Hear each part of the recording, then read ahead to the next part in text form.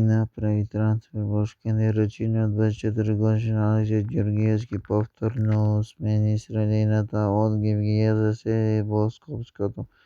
Рачино Георгиевски Букурещ има настъпването за Вардар. Охрид Македония Джезебета Босгаспор Детонет Позиция Кожо Вардар. Охрид Лихни Дос Борец Македония Джорджо Петров Босгаспорт Детонет Плачковица и Кожов от Гевгелия. От 2020-2021 има участво за Охрид Лихнидос. Има един настъп, много гола, но много жълтини от регулярно 2021-2022. Борец има 29 настъпа, много гола, но 12 жълти картона. Но регулярно 2023-2024 за Боска Спорт има 3 настъпа. 0 гола, 0 злети, 0 жълти, 0 за регулярно 2023-2024 за Детонет Плачковица има един настъп. 0 гола, 0 злети, 0 жълти картона.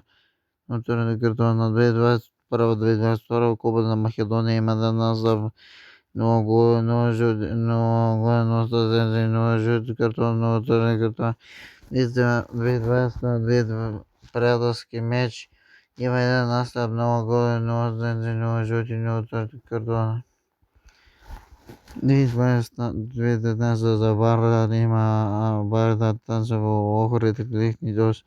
2021 Охрид Лихнидос Борец Стора Борец трансфер Македония Жебедро Македония Жебедро трансфер Охрид Лихнидос.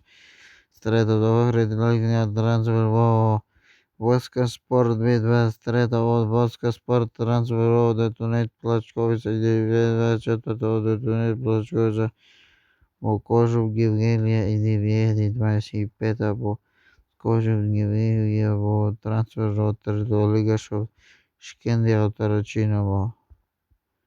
Поздрав! От Вардар Охрид Борец Македония Джорджо Петров Боска Спорт Детонет Плачковица и Кожов от Гевгелия и Скопие и Шкендия от Рачино.